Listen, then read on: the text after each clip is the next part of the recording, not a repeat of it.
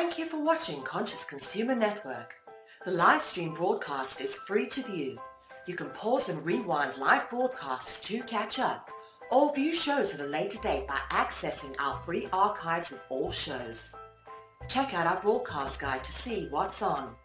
You can show your support by donating to our network support fund. Follow us on Facebook and Twitter, or subscribe to the monthly newsletter for updates. We thank you for supporting free and independent media.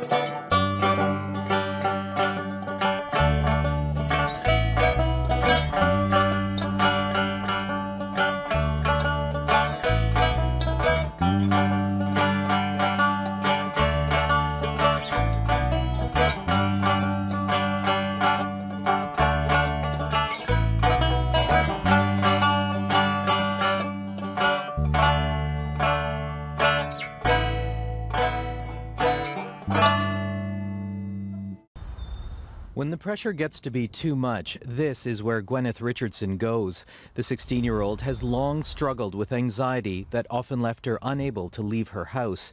It was dismissed as teen angst. It was there from the moment I woke up to the moment I went to sleep again, and I didn't really know how to control it. And it was really hard having the people who I was supposed to be getting help with just telling me that it was normal.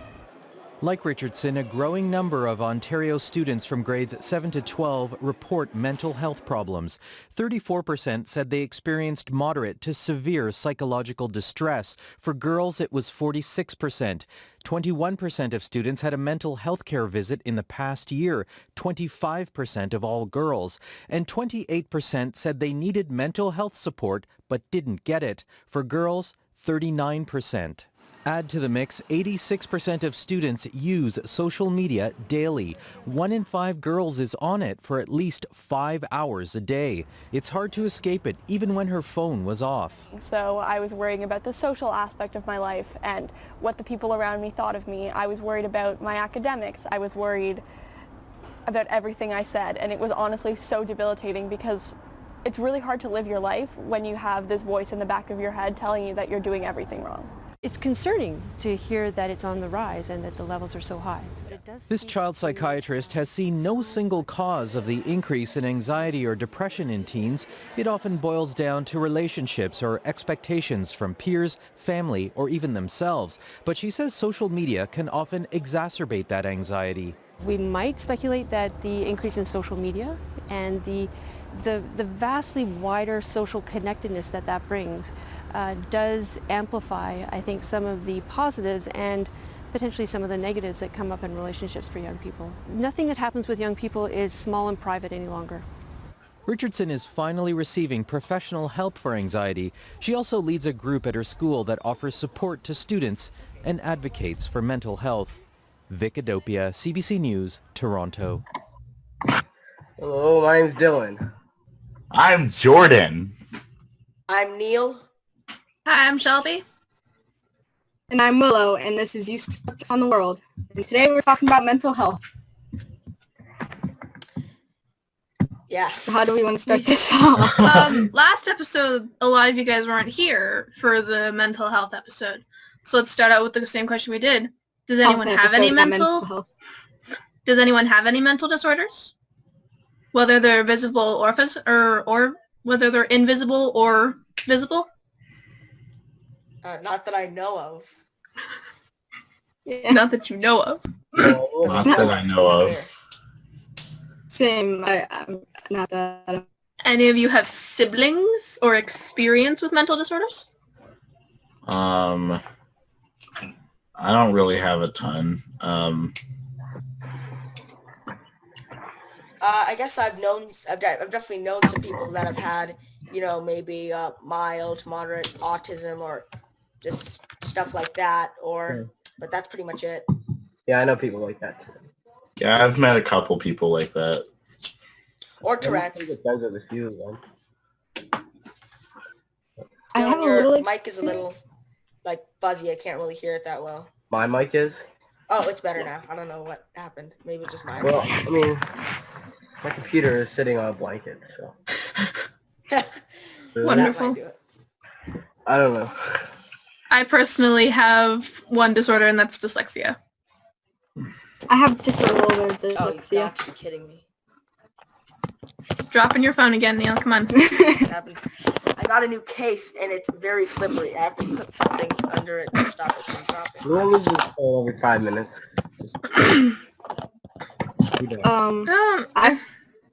I've had a little bit of experience with people with kind of like a mental disorder. I babysitted a 9-year-old kid that was autistic, and like that was terrible.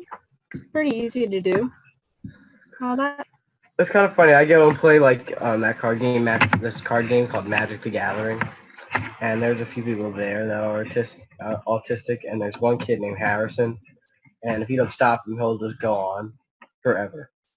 And it used to be he just would sit on his phone the whole time, and so his turns, like he'd go back and forth, and his turn would be 15 minutes, and he would do nothing. And for some reason, everyone's afraid to ask him to get off his phone because he was autistic. And like all you have to do is tell him like, yeah, Harrison, get off your phone. But it doesn't, like, you should be treating him as equal as anybody else would. Whereas you treat anyone else, and if somebody else was just sitting on their phone the whole time, I would tell them to get off their phones. But for some reason, everybody else was like, well, I'm playing against Harrison because he's going to be on his phone the whole time. Tell him to get off his phone, and then he gets off his phone. Yeah. I mean, there's definitely some situations where they shouldn't be treated. Like, I wouldn't say not as equal. They should be treated as equal human beings. But there's some special exceptions where they need to be treated differently. Otherwise, you can, be insensitive to, because sometimes they're affected by things that, the way you treat normal people might affect them in a way that bothers them. And so you kind of have sometimes to treat them a different way a little bit, but you treat them, as equal human beings, obviously. I don't know why you wouldn't. Yeah, treating someone different just because they have like a mental disorder or something else like that is just insensitive. Like it makes them feel terrible about themselves because they're treated different than like normal people. It's definitely the way that society treats people with disorders. It has a huge part to do with how, I guess, other people act. Like some people can be entitled if they have a disorder. I mean, it's a fair thing. If you need special care, then speak up, but just try not to, I guess, abuse the power and make everyone feel bad. Yeah, people sometimes fake having a disorder or illness or something like that just to feel taken care of, or just like if they want someone to take care of them or feel pity or stuff like that. And that's not really fair to the people that actually have them. You can go. Somebody, sorry, this is... Yeah, I know a lot of people just do stuff like that to get attention, and it's really not cool. I mean, a lot of people do a lot of stuff to get attention. I think some would definitely do that. I mean, I think in 2005 at the Special Olympics, the Spaniards won the gold, but it turned out that they didn't have any mental illnesses, and they just crushed everyone, and there's a whole movie made about it. Not like a documentary, it's like Johnny Knoxville made it. But it was, they like crushed everyone because, they don't know. I think it's also very noteworthy about how, forget, freaking it for like, trying to get care or sympathy or any of those things. A lot of people actually fake mental illnesses to get out of prison in court.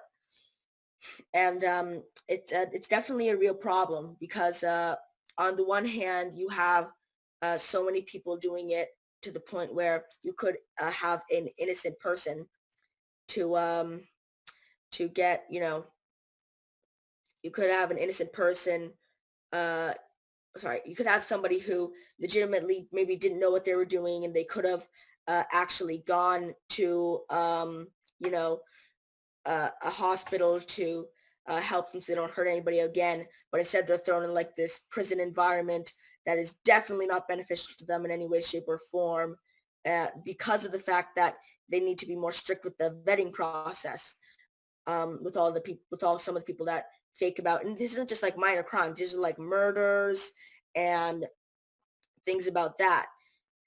And it's really just it's pretty unfortunate, especially when you have like a murder trial going on.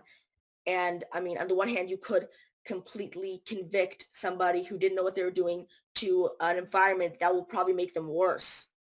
Or you can give somebody a cushy sentence for killing somebody. So yeah, that's definitely, something not good that's happening. Definitely. Yeah. That's definitely a problem. I mean, if you're in a court hearing, for saying, "Oh, I don't know what mental illness you would bring up, but I have mental illness. Set me free."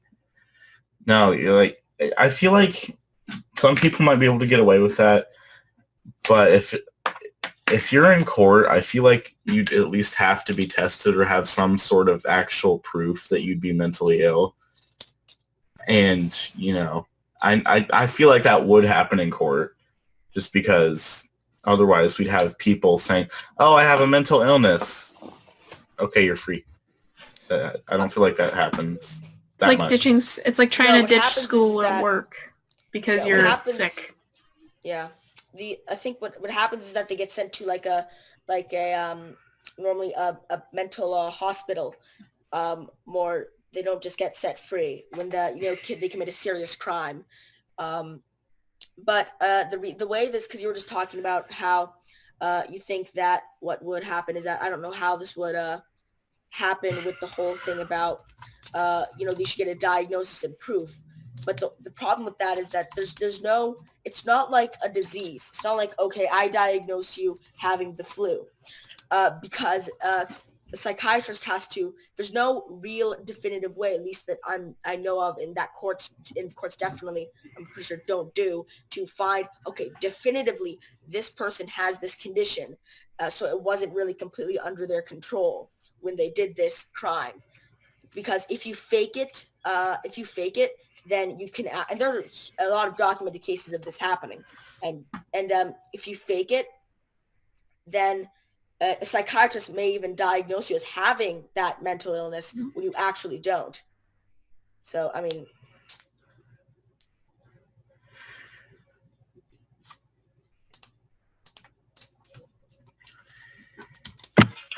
well, there's like one thing that I always thought about, and me and Neil really like watch these videos about those social justice warriors, and we think they're kind of funny. And like me and my dad were kind of talking about this too, and a lot of people are transgender, and I'm totally for being transgender. Like, if you're transgender, that's cool. Not good. I mean, it's cool, but like I know a lot of people say that there's an actual mental illness behind it, and it seems like a lot of people who are transgender also agree that there's gender dysphoria. I think that's what it's called. I mean, I don't know is that a mental illness, and if it is, which it seems like a lot of people who are transgender say it is a mental illness, should you treat it? Should you treat it because it is a mental illness? So you have a mental illness, you should treat it. It shouldn't just be something you leave there as a problem, or is it a mental illness at all? Because a lot of people who are transgender take that and then just take it as a part of themselves, which I know a lot of people do take their mental illness as a part of them and a part of their personality. But I think people who had, like, let's say you had like what is it called, schizophrenia, and you took somebody with schizophrenia, it wouldn't be great to go around and tell them that the radio was actually talking to them. Like, you'd want to treat them for it. And, like, first off, should you, like, is it a mental illness? Second of all, should you treat it if it is a mental illness? I think that I think it's less of a mental illness and more of a condition. And I think that I don't know if it's actually, I don't think it's ever actually been treated. I don't think I'm not sure, it's possible that there is a way to treat it, but I don't think that that's been discovered yet. And it raises the question, do we want to is it worth actually pursuing to cure it? Because it's not something like, it's not something that, now it may be inconvenient for some people, but it's definitely not something that hurts them.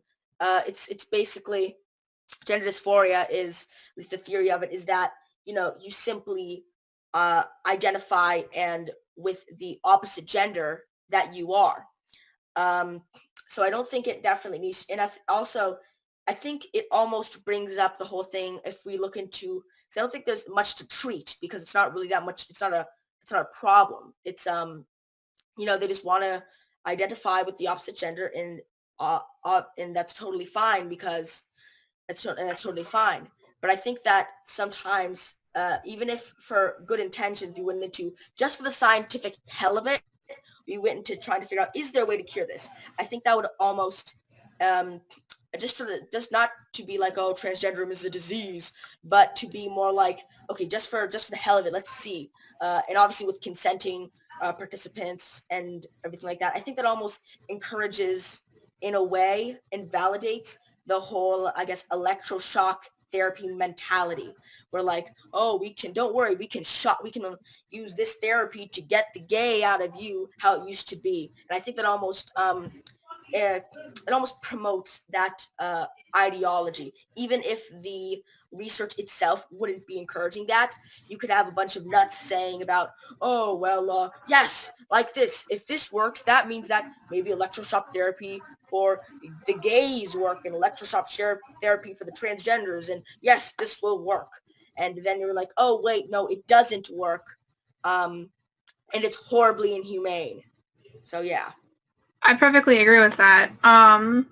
What I think personally on the transgender thing is I'm nice. For it. Like, if you want to change your body, go for it. It's your life. And someone else shouldn't be in control of your life. It's what you want, not what they want. And so with transgender, I don't think it's a condition or a mental illness. I think it's something missing in their life that they think, oh, something's missing. And then they look at their life and they're like, I've pretty much acted like the opposite gender. Why not? Like, for most, it's like, why not just change to the opposite gender or become gender fluid or be non-binary? It's a whole thing where they think something's missing inside themselves. And for some, why the suicide rate is so high is because what they thought they were going to replace with changing their gender, they thought they weren't, like, they thought that was the missing thing, but then it turns out it's not the missing thing. And I think that's why most consider it's a mental illness, is because it's something in the brain that happens that says, oh, you shouldn't be female, let's change to male. You shouldn't be male, you should change to female. And sure, go for it. But why? So it's more of like a soul searching of why you should.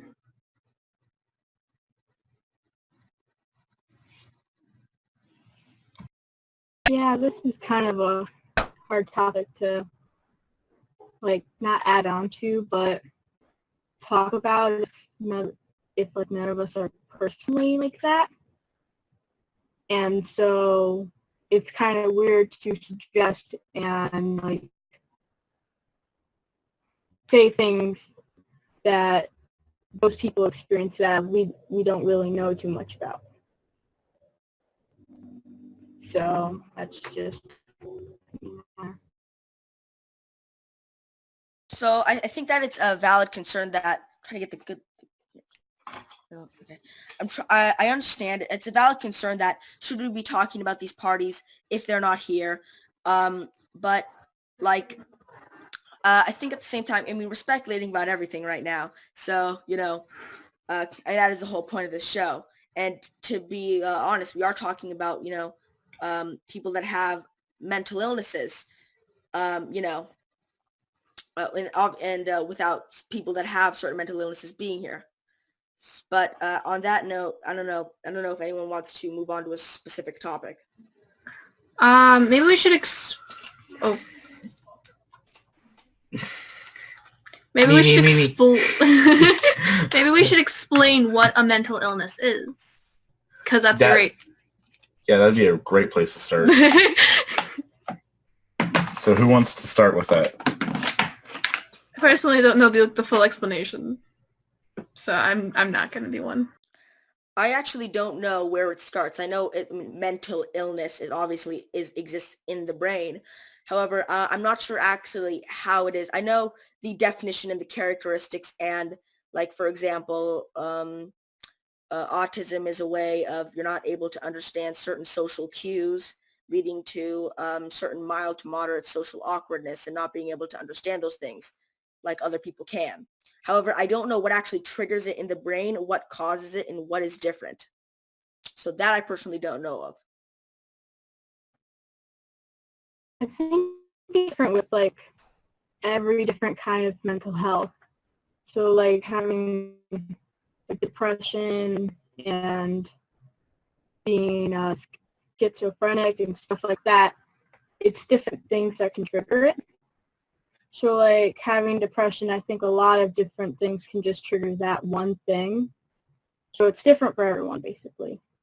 But with stuff like schizophrenia and being like a sociopath or something like that, those I think are much harder to understand what will trigger it. And so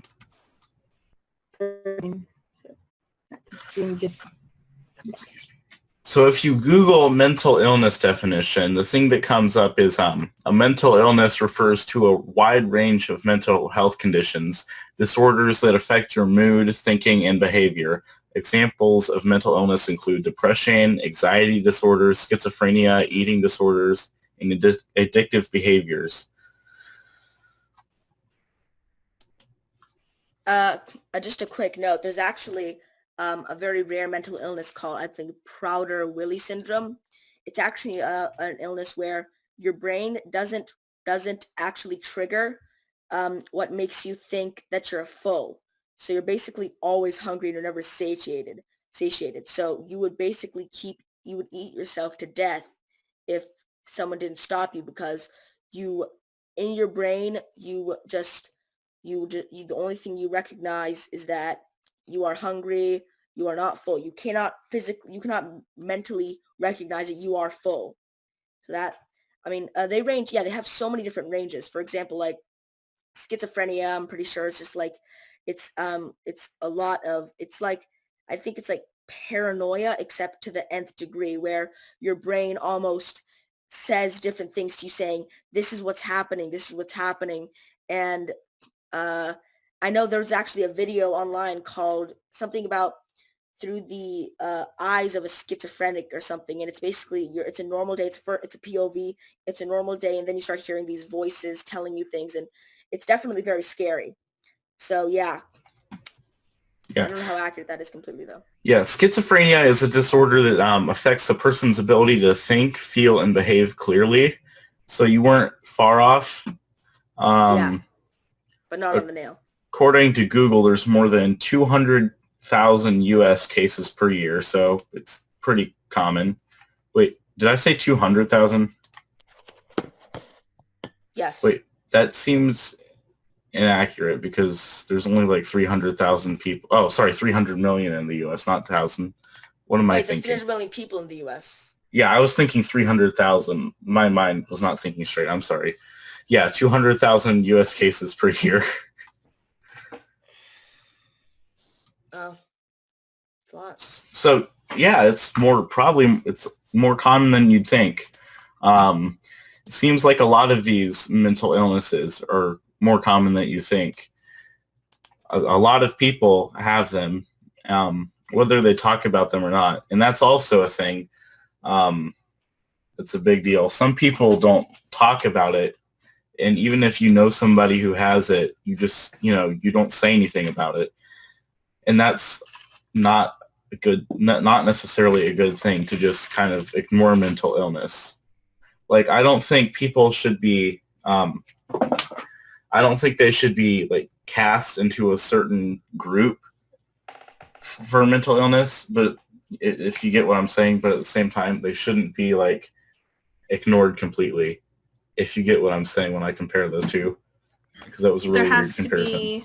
There has to be balance. You can't Yeah. put someone in this group of people that are being treated like snowflakes. Yeah. Or you can't treat them like, let's say you treat everyone else in the world, and it's just like like here for an example. You need to find the fine line. Yeah, the fine line of the nice thing. Like, talk about it occasionally, make sure they're okay, especially for what it is. But yeah, don't completely ignore it, and don't treat them like a snowflake. That can be like one of the worst things. Yeah. Is being treated like a snowflake. I mean, I guess thinking about it, if you can't have an anxiety disorder, I mean, I definitely had an anxiety disorder, but I never really treated it. I did go, it was in middle school, and I left middle school, that's why I left public school. And before I left, there was homebound tutoring, like teachers from the school would come and do like lessons once a week. And I think like the goal was to get me back into public school then. It was not to be homeschooled. Excuse me. And so I went to this one therapist, psychiatrist, and pretty much he was just somebody giving out opioids, or like painkillers, like really addictive painkillers. Yeah. Everyone in his office was there for painkillers, and most likely he's just giving them out to anybody who wants them, which is pretty terrible.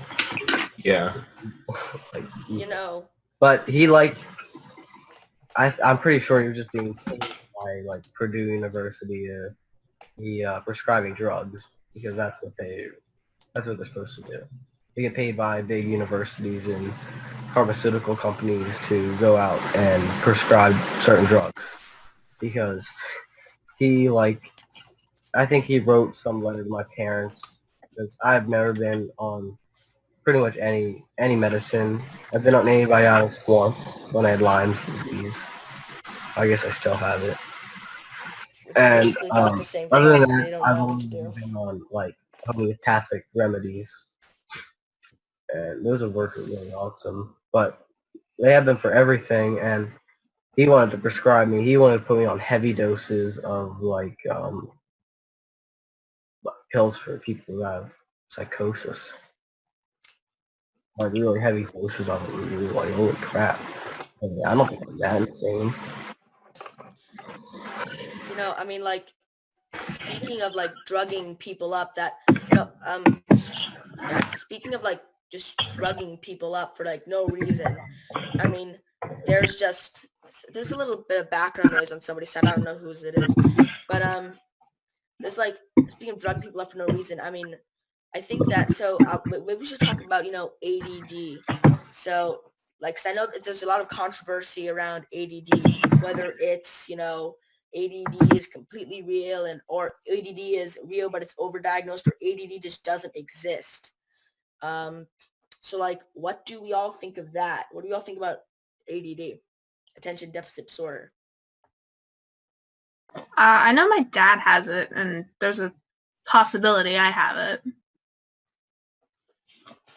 But my dad's ADD also, along with his extreme dyslexia, stopped him from properly getting the education he needed and advancing in life.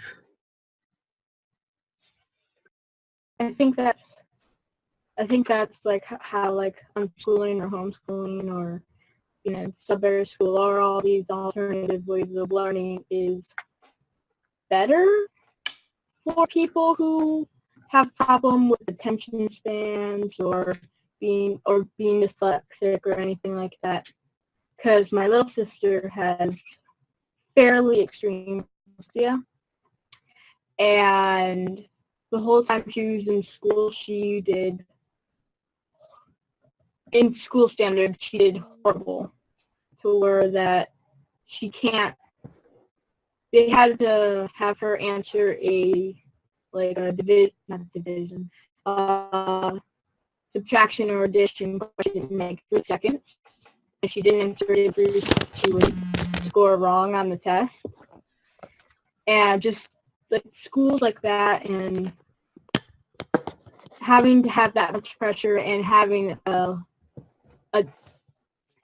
I don't want to say learning disability, but having a problem to where you can't understand the things as easily as the other kids is pretty terrible, because that's just not cool for them to do that to kids like that.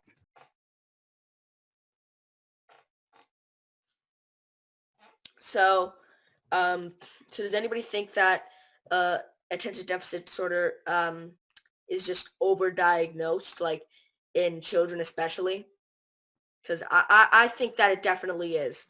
I mean, I think that attention deficit ADD does exist in some children, but I think that people have misinterpreted attention deficit disorder existing with the fact that any kid that can't pay attention is ADD and needs to be put on Adderall. Yeah, Yeah. I think like, all right, there was this one episode of South Park, and I don't watch a lot of South Park, but there was this one episode, and they were talking about ADHD, and it was pretty hilarious, and it put things into perspective. And basically, it was like, so there was one kid, and his name is Jimmy, and he didn't get homework, and everybody was like, oh, why doesn't Jimmy get any homework? He's like, oh, now kids, because Jimmy has ADHD, doesn't get homework. They're like, well, why can't I have ADHD? And so then they were like, all right, kids, I'll take you and I'll show you. We'll give you the test, and then we'll show you that you don't have ADHD. So they go to the doctors, and he reads them Moby Dick, and at the end they're just all asleep, and he's like, holy crap, all these kids have ADHD. But it sits still. And so then the whole episode is about like the kids on the drugs, and they're just like zombies. But pretty much it's like, you can't just expect somebody to sit in a room for 8 hours a day, 5 days a week, and just like expect them to sit there and shut up. Especially a child whose mind is at that point racing and developing and growing and just taking in all the new things. I mean, especially a younger child whose mind's like a sponge. I think Taking everything. I think that's what schools are almost trying to do, though, is just get them to be obedient workers who sit there and shut up and don't talk. Adderall is great for that. Adderall will make them pay attention to whatever you're saying, and then they'll recite the mantra and write it down, and then congratulations, your school is now at the top of this or whatever. That's ridiculous.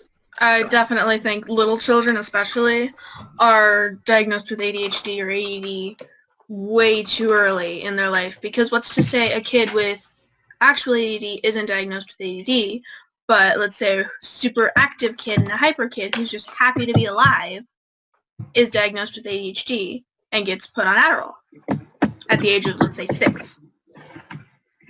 It's like they're just being a kid. I know. It's absolutely insane just how, and I mean, like ADHD, attention deficit hyperactivity disorder. Yeah, attention deficit. Maybe if let's be honest here. If it's a little kid, and yes, some kids can sit in a classroom for hours upon hours and listen to what the teacher says, but call me crazy if I think that some kids want to do some other things, especially younger kids that are still like looking at everything and fascinated by so many of these things. And hyperactivity, I'm sorry, but no shit. They're kids We're Yeah. all kids. We all have, all kids get hyper at certain points, especially younger kids. They have an extreme amount of energy, like hyperactivity disorder. What the hell? I mean, yes, they're hyperactive. They're kids. Why do you think when you see kids running around, you go, oh, kids, not, okay, put them on Adderall. They're running around playing soccer. What the hell? That's ridiculous. I read an article about ADHD and someone who's diagnosed with it, and they actually do have ADHD, but they're not on drugs anymore. They were when they were in elementary school, and they were like, it didn't, like when I was on Adderall, it didn't feel like I was myself. Like I just felt mopey, and I felt like this completely different person from what I felt normally. And I was like, that's exactly why we shouldn't put kids on it.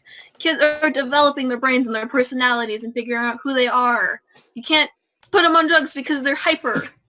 Yeah, if they have like actual ADD or ADHD, like I don't know enough about Adderall to say that they should have it. But if like it actually helps, then yeah. But if they're just being like hyper kids, like even I'm still hyper, but that doesn't mean I have ADHD. I'm crazy. But I don't think I have ADHD.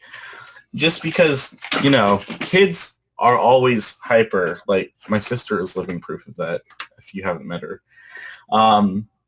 But yeah, I would definitely agree with you.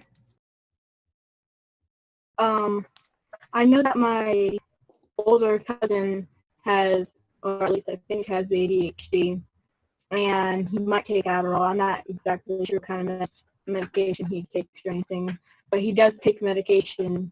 The medication actually just doesn't make it worse. It helps him calm down and all that, but it gives him very bad effects. For being older than me, he is basically a foot tall, not tall, shorter than me. And he also barely has an appetite because of the medication. And so he's just this very tiny, skinny dude. And he does a lot of sports. He plays baseball, he does football, he does band, he does all these other things. But with the medication, it helps him do those things, just more staying calm and all that. But it doesn't have effects on his body or anything like that. Yeah, there's obviously some people who'd be able to do this, but I almost feel like no normal person could sit in a room for 8 hours a day and not get unfocused at all at any point. No. That would be nuts. I get unfocused just sitting in a room for 20 minutes. Exactly. Yeah, same here. I don't think I have ADHD or ADD though, but I mean, same here. I mean, I can, my mind drifts so much. I can be thinking about talking right now and then be thinking about, wow, how does the light reflecting off the trees and this and this and this? That's what I was literally doing when we started talking on the show. That doesn't mean I have ADHD. That means, I don't know, I have a normal functioning brain, and I'm using it. And I'm not we were talking about that. I'm clearly talking right now and able to make a concise point. But I feel like if everybody took some of the circumstances that they diagnose kids on ADD or ADHD under, I think some of us would probably fail those a lot. And even though we do not have it.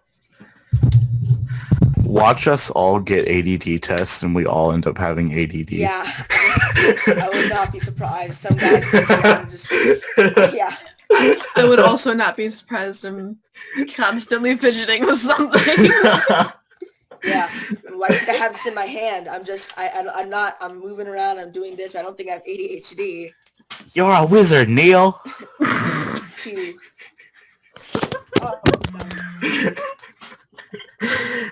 Perfect time for the sun to fall down. Oh my god. I need to spell.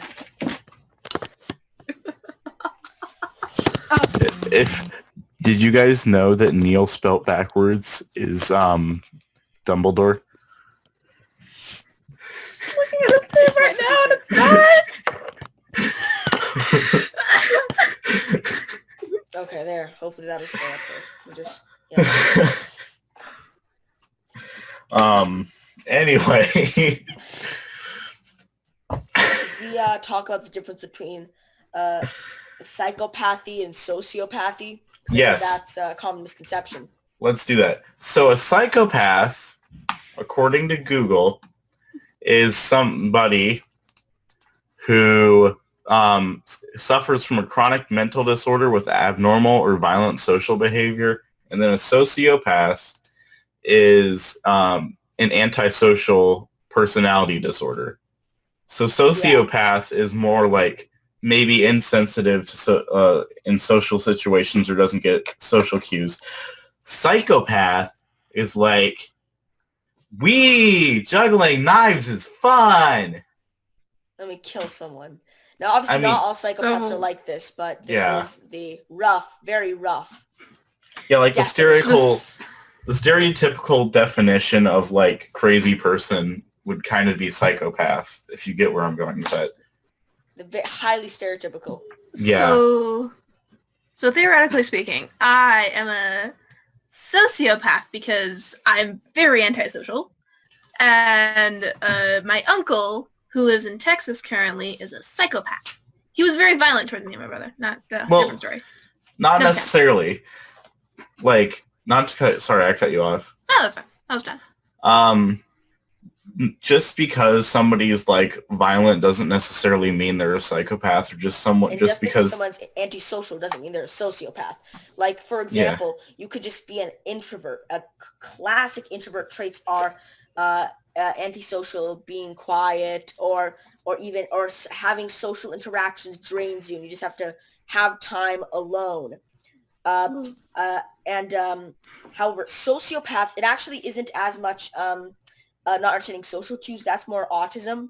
What's more sociopathy is the lack of empathy as much as other people. So, for example, if I see somebody getting killed, if I'm a sociopath, for the sake of whoa, why are you laughing, Neil?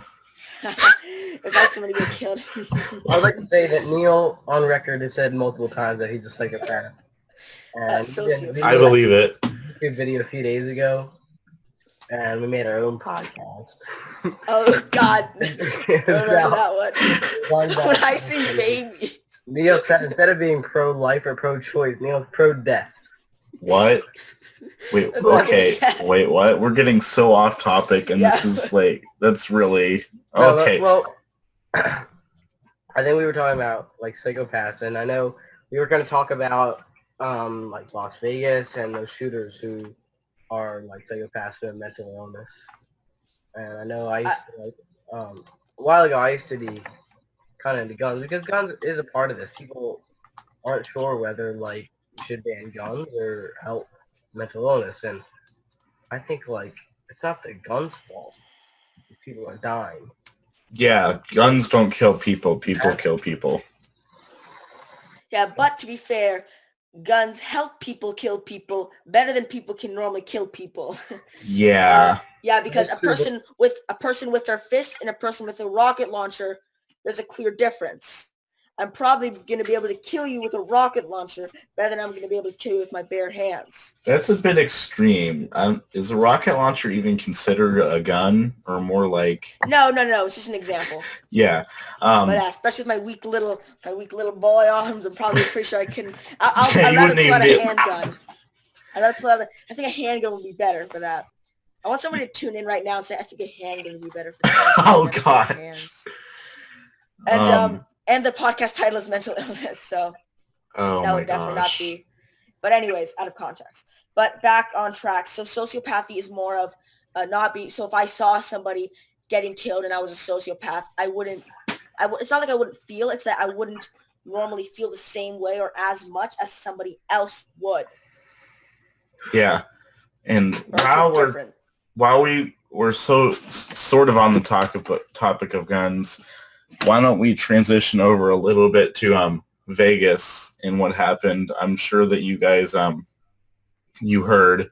I think the confirmed death count right now is at 58, and there was like 512 injured, if I remember correctly. 512. I thought it was a 200 injured and 50 killed. That was as of last night. Oh. I think it's gone up more the more bodies and the more people they identify. They're still finding. Yeah. See, for those of you who do not know, there was a shooting in Las Vegas. It was in Mandalay Bay. Right near the Strip. And some guy had an assault rifle and he killed lots of people and injured hundreds. Yeah. And if you just, it's just absolutely insane. The police, there was a concert going on, and there were just crowds of people. He just opened fire, just killed so many and injured hundreds. And not to mention the fact that, not to mention, but when the police arrived, by the time the police arrived, they killed him. The police opened fire and killed the person who did this. But it was already. You have to understand that some people I know would ask, why didn't the police stop him? It's like the police did stop him. What if you have an assault rifle and there's a crowd of people, and even if it takes 3 minutes for the police to get there, just imagine how many people you can kill. Well, don't need to imagine 58 and over 500 injured. Yeah. It's my mom and my brother were discussing about this because since we're homeschooled, everything is a logical and educational debate. Why would they shut down the city for one guy killing a whole bunch of people? Because they actually shut down the city, and what my mom thinks, what my brother think, is that it's more than just one person. Because why would they shut down if the person's already dead? Yeah, it's possible. Yeah, it is shutting down the city. I understand. It is possible. In the remnants of something like that, because what's happened. Hi, Neil's feet. Hi, Neil.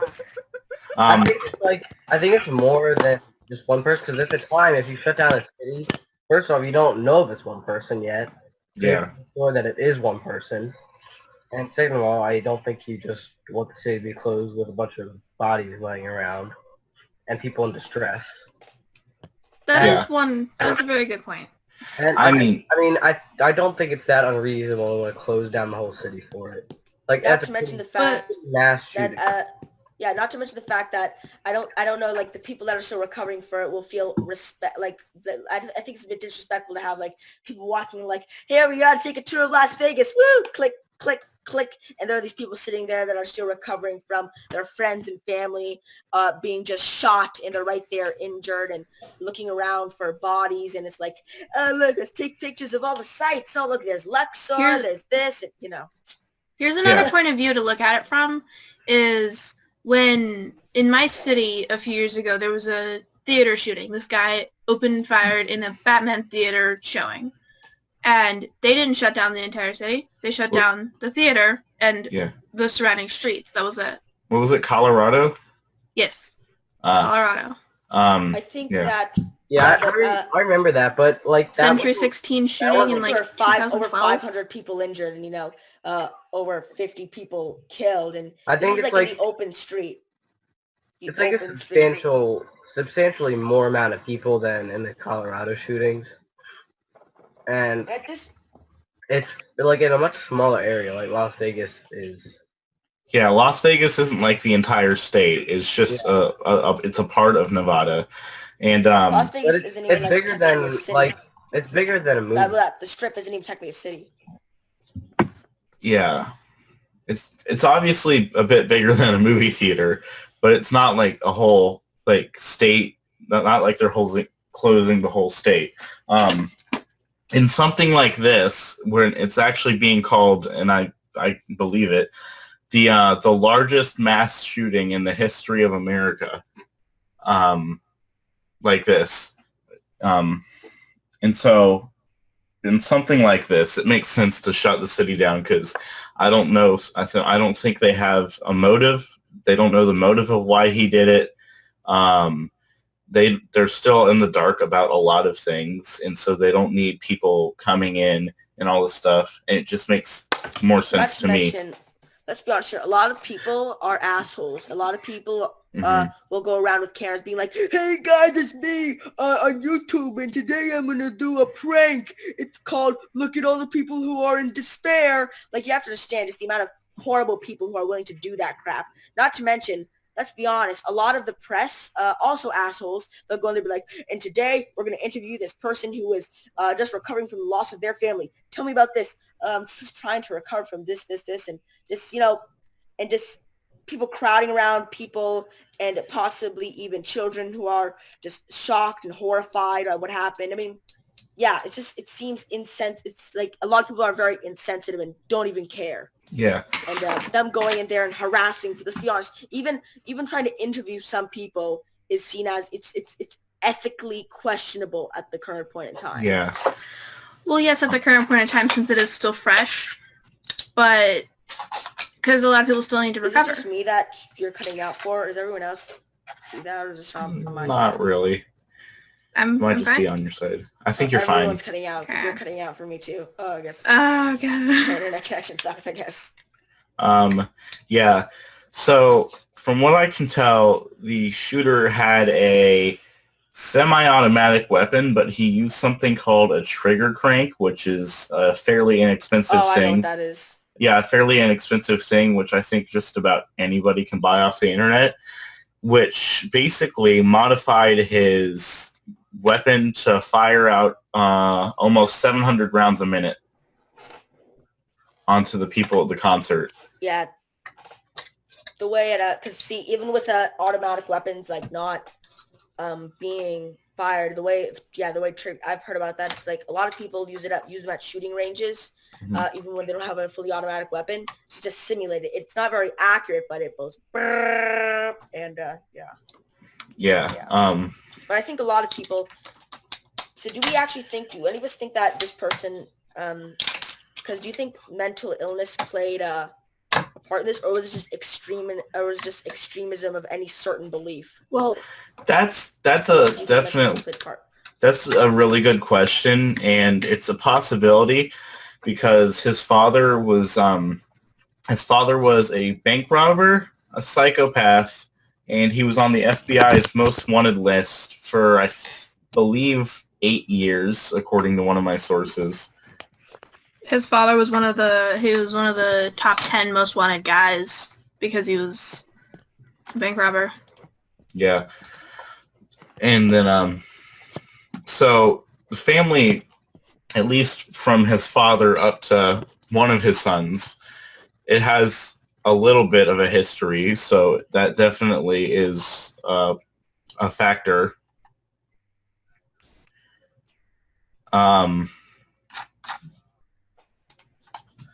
And definitely, you definitely have to take into consideration the fact that not necessarily his entire family, but who his father was and how that might have played a role in what happened. And I'm not saying it did, but I'm just saying that it's definitely it's a consideration.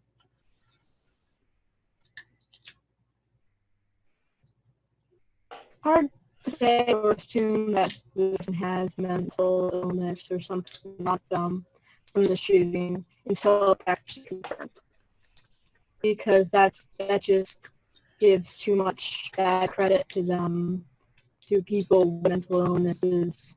So I'm not sure to say. Yeah. It's kind of a tough topic to give not only a definite answer, since we personally don't know, but an answer at all, because on one hand it could be a mental thing, since he's been watched his entire life because of his father. So there's the one hand where he was trying to make himself look as spectacular as possible so he didn't end up like his father. But at the same time, what caused it? Was he blackmailed? Was there a mental disorder in charge of it? Because this guy lived an amazing life, and to just open fire on a crowd of people at a free concert. And what I heard personally, I didn't hear that he got shot by the police, I heard he killed himself. Yeah, that's what I heard from one of my sources as well. And my source is all my mother, because this all happened last night, and I heard about it this morning because my dad's in Vegas, and there was a possibility he almost died. Yeah. It was so what happened exactly, for those of you who don't know a bunch of the details yet, is he was at, let me see if, because one of the articles I was reading had a diagram. Let me see if I can pull it up real quick. He was in a hotel that was basically just right across the street. I think they said it was like 200 yards. Here we go. Yeah. So he was on the 32nd floor of the Mandalay Bay Resort and Casino. I think he smashed 2 windows, and then the hotel was about 400 yards from the stage. And so from that window, he just started opening fire on the crowd, and it was pretty bad. What was I going to say? Oh, yeah, back to what Shelby said about him living a glorious life. He was actually like a fairly rich guy. He was an ex-accountant, and apparently, he would make like $100 around or $100 a hand poker bets, and he was like, it seems to me he had a fair amount of money, and so it seemed like he was fairly successful financially, and so he definitely could have lived a glorious life. I don't know much about his history. Yeah, but definitely money doesn't necessarily buy sanity or happiness. And on that note, did you want to say something, Neil? No, I was just saying maybe we should get a break. All right, yeah. Can I say one thing before we do that? Yeah, go ahead, Shelby. While we're still on this topic.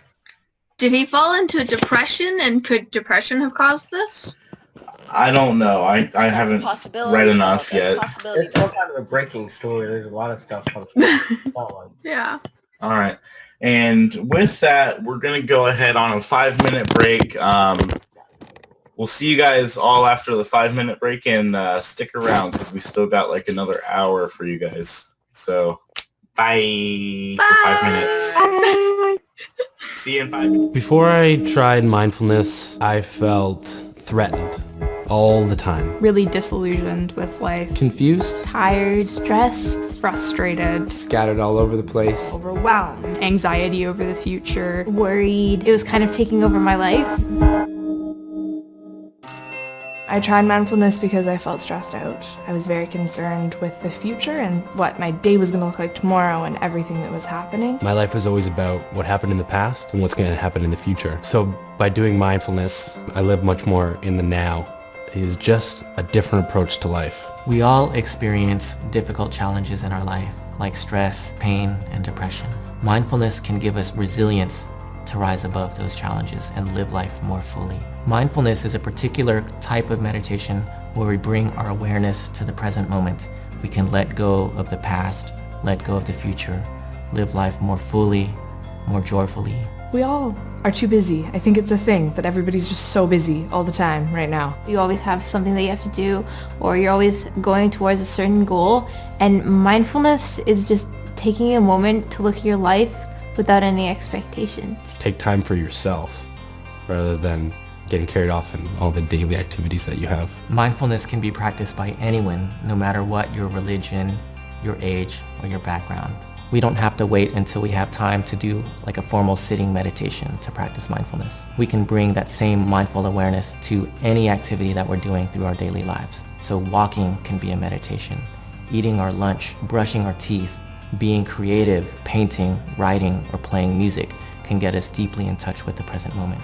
Mindfulness is available anytime, anywhere. It's a tool and skill that you can use for the rest of your life, and it's It's easy through simple daily or not daily exercises. I mean, it just keeps us all just calm and present, and I think that that's healthy for anybody. It can be beneficial for everyone, and you just have to go in with an open mind and take everything slowly instead of trying to get through life quickly and do as much as I can and as fast as I can do it. Instead, just enjoy everything you do and maybe look at life from a more positive perspective. So I really invite you all to try it, to experience it, and to see for yourself how mindfulness might be able to affect and transform your own life.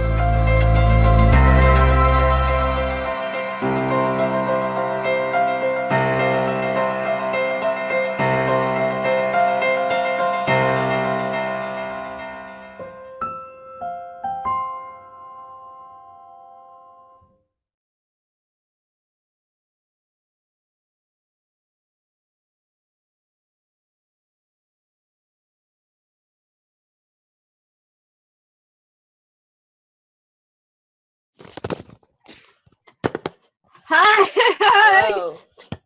We're back with fewer people that are going to be back in a little bit, apparently. We're missing 2 people that will be back momentarily. Oh, there is one. There's Dylan. Thing. And I don't know. So, Dylan.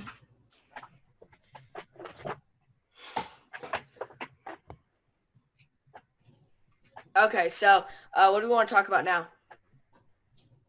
I think we should wait for Jordan to get back. yeah. Sorry. Oh, Dylan, we're live, by the way. Oh, yeah. I'm sorry. I can't forgive you. I got to go as fast as I could. Absolutely unforgivable. This is I good. don't think I can. Goodbye. Yeah, so what do we want to talk about? I don't know if we necessarily have to. I don't know if we have to wait for Jordan after this is, live stream, but I think we should just film it when he gets back what we're talking about. Yeah, okay, what should we talk about next? Anyone got any ideas? Man, I still got no video camera. Sorry, I guess my visual appearance is bad. Yeah, we are live, Jim. Did you know that? Jim, we're live. This is a very interesting thing. Yeah, this is I was watching this interview. Well, it wasn't really an interview. It was kind of a debate between Piers Morgan and this one guy named Ben Shapiro, and they were talking. Jordan, we're live. They were talking about. Oh, okay. Hi. Okay, all of the people are here now. This went by. I think this is the only time the break has ever started with like people that didn't know that it actually had ended. This is a new. Yeah. This has never happened before. It was really interesting because I know a lot of people Okay, now that a lot of people on the left really want like assault rifles being banned. And I know Piers Morgan was talking a lot about all the people who get killed in the Colorado shootings with AR-15s or whatever. But at the same time, like all the kids, all the innocent people that are killed in Chicago, in big cities, almost none of them are with assault rifles. Like, it's almost all handguns. And a lot of people, like Piers Morgan and a lot of Democrats, don't want handguns to be illegal, yet most crimes are committed with handguns, which seems a little illogical to me. Well, I think it's not. I don't think it's more of okay. Crimes are committed with these guns, and well, actually, to be honest, this isn't really on topic to mental illness.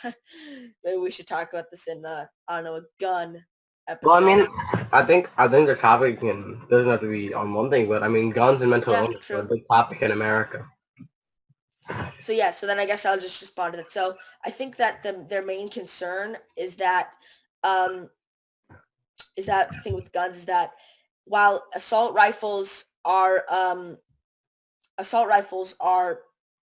they may not kill as many people, but for example, like hard drugs don't kill as many people has, heart disease from a bad diet.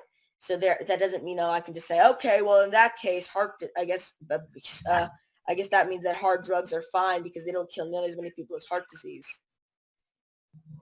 Even though bad food is, more benign than, meth or heroin. So I think that's the mentality behind what I'm saying. And where did Jordan? Oh, no, there he is. So anyways, but Well, I mean, like on that topic, I think most drugs should be legal, and except drugs like PCP, which causes you to go and want to hurt other people. Cocaine and No, stuff. it's not just your own amusement. Like for the most part, I think all drugs should be legal. I mean, it's a free country. You should be able to do what you want, and there shouldn't be a government telling you what you can and what you cannot do, unless you go and do something that infringes on other people's right to remain peaceably, which is Yeah. I was about to say, it shouldn't be lawless. Otherwise, like, we'd have people going up, like, rape would be legal and all this other terrible stuff would be legal. So it definitely shouldn't be lawless. And I think there should be, like, certain restrictions. But at the same time, you should be able to do what you want with your life as long as you're not hurting or affecting other people in a way that they don't want or a negative way. There are actually places where you can take drugs. I think there are actually places where you can take drugs around doctors. And I know it sounds weird. Like, why would doctors want you to like take heroin and meth? But the point is that you can go to this. It's a clinic, and they promise there's like an oath. They will not arrest you. They will not convict you. They will not hold your identity. Basically, you just go there with any drug you want, no questions asked, and you can do it. And you're like, okay, what the hell is this about? Blah blah blah. The point of it is that I'm pretty sure almost nobody has overdosed there. And like one of the stories that nobody overdosed there. A bunch of people overdosed that one night, but nobody died because doctors were right there to treat them. However, just a few streets down, a woman overdosed on heroin and died. And it's the whole point is that when people are there, I mean, addiction in itself is a disease. Yeah, it's definitely, like, addiction is totally a mental disease. It's a disease, and it's passed on through the generations. Yeah, there are addictive personalities that can definitely be passed on, whether it's through video games or certain different things that you like. There are addictive personalities. And I'm not saying I like video games, therefore I'm addicted to them, or I like playing video games a lot, therefore I'm totally addicted. There are these people who have addictive personalities. Well, and people with addictive personalities are different than people who just like certain thing. They basically tend to be addicted to things more. Sometimes it's not just having an addictive personality. Sometimes it's a physical thing. Like, you can be born with an addiction to certain drugs, and it's not because your mom was addicted to those drugs while she was pregnant. It's just a genetic thing that addiction is passed along with. And like, if let's say someone in your family was addicted to heroin, and they got, like, this is just saying they got off of it, and that addiction can be passed on to you without you even knowing about it. So let's say like 20 years later, you're like 20 years old and you try heroin, and you can overdose on it the first time you try it, just because that addiction has progressively been getting, your tolerance has been getting lower and lower and lower. And it should be. Not and a lot of people just. That's not what I'm saying. A lot of people just heroin's a really nasty drug. A lot of people just don't have control. Addiction is a disease and it should be treated. Yeah, it's not like something people, I think a lot of people, not everyone, but a lot of people think it's just something you can just like deal with. Just like something else, and it's definitely not. It's not in your control. And I mean, even heroin, if you can die from just getting off of heroin. Not like overdosing on it, but you can just die just from trying to get off of it if you stop having it. It's because your body has gotten so used to what heroin does to you that it thinks it can't live without it, and then everything fails. It's the withdrawal. Yeah, it's the withdrawal. Also, heroin is like my uncle explained heroin to me because he's had it explained to him. And it's one of the worst drugs. Here's how he explains the drug thing, is it, like, most drugs, like, take you up, and then however far you go up, it's that farther down. So just, like, the scale, like, flips itself. Yeah. And the better so, the like, highs, the worse the fall. Yeah. Yeah, but heroin is just downfall all the time. Like, the more you do it, the farther you go down. You don't ever go up. It's even worse for heroin because heroin is, I think, probably the most used drug. Well, not really. Me and Neil were having this discussion earlier today. But Yeah, 'cause it goes marijuana, cocaine, and sugar is still first. Jesus, Dylan. Yeah, sugar is still first. Sugar is still the most addictive drug. We were talking Well, about this earlier today. here's the question, since we're on mental health. What does any of this have to do with mental health? Well, drugs have to do with mental health. A lot of people have mental health, have addictions to drugs. Oh, marijuana can help with mental health. Yes, that is I don't use that And that's often. why, out of all the drugs there are, marijuana should be it shouldn't be illegal. Because it helps. It helps. You can't overdose on marijuana, okay? You'll pass out something that helps you. You'll pass out before you hit that point. Mm-hmm. Even still, though, it's not, like, smart to smoke weed. Oh, definitely. It's not smart to do it as a kid or a teenager. Wait till you're a freaking adult, unless you're going to use the actual, because what doctors do is they extract the actual part that helps you, and not the part that gets you high, the part that helps you, because they're two different things. They extract the part that helps you, and they give it to patients. My uncle has cancer, and he's been taking that pill a lot. Like, it's like, well, actually, the way he takes it is, it's so powerful. He takes a tiny drop of it. Yeah. And, he just puts it on a grain of rice, and just swallows a grain of rice.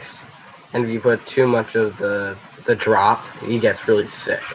Like, starts to get nausea and throw up. But, like, even with marijuana, the brain, I know a lot of people say that the brain is fully grown by 25 or whatever. And, but like the brain is always changing. It's never just the same. Things are dying and being generated all the time. It's much more complex than just like, the brain at 25, the frontal cortex has stopped growing.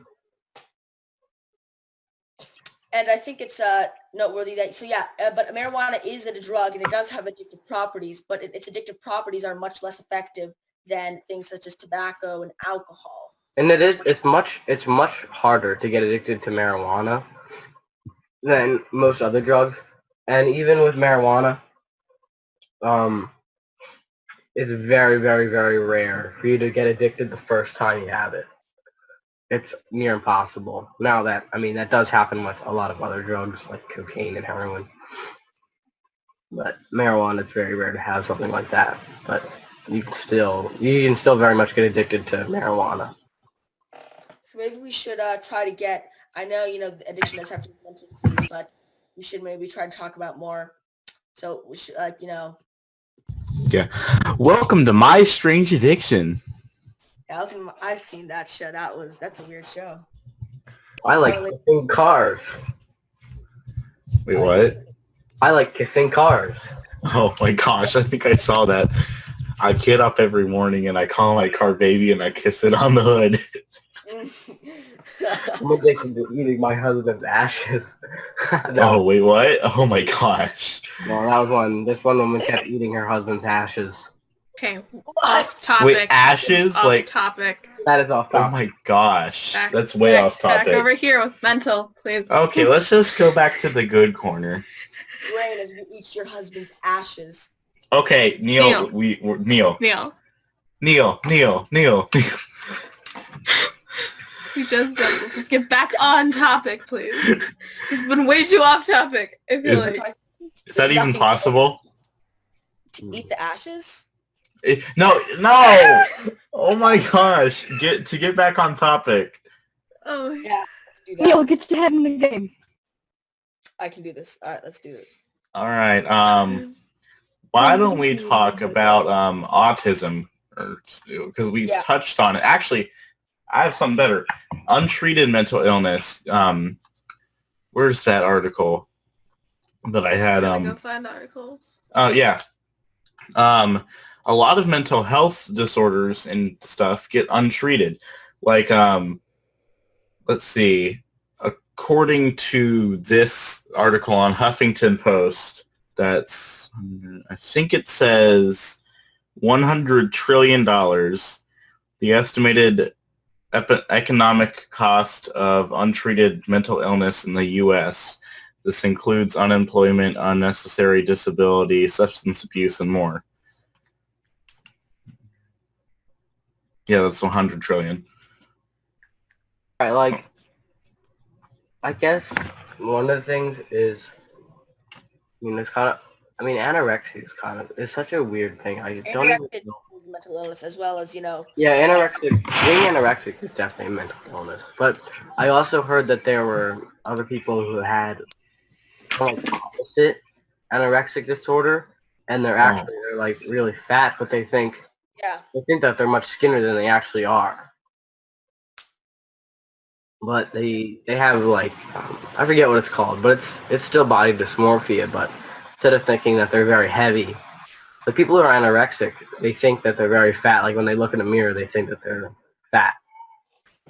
Something that happens a lot in I know there was this one man, I don't know, I doubt anybody knows him, but his name was Rich Piana, and he was like really into bodybuilding, and it's like, I know that it's like almost like opposite of anorexia. They want to look as muscular as they possibly can. It's like some people, it's not, I don't think it's officially diagnosed, but it's like, you can tell because their self-worth is identified by that. And he went to the point of where he actually passed away from an enlarged heart. And then that's like, that could be, definitely done in part to steroids. A lot of steroids that he used. I really like listening to this one podcast called the Joe Rogan Experience. It's pretty popular. But Joe Rogan, who's the host of the podcast, they talk a lot about like political stuff, and he has a lot of comedians on because he's a comedian. But also he was an MMA fighter, and he was talking a lot about. Oh, and also he had this one bodybuilder on, and the bodybuilder, I guess he like won. What is it, like the universe, Mr. Universe, and he was saying a lot of bodybuilders have that. Like you need body dysmorphia almost to be a bodybuilder. Like you can't. It's really hard to look in the mirror and actually see yourself as the person that you actually are as a bodybuilder, just because you're so incredibly like enormous. He was basically saying that they almost always have body dysmorphia, but not anorexia, obviously. But pretty much to be a good bodybuilder, you have to have some amount of that.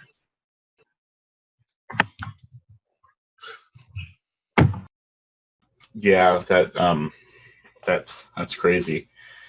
Wow, we're only 17 minutes into the hour. Okay. Stop whenever we need to. Oh, okay. I don't think we've touched on it, but I don't think we've really talked about bipolar disorder.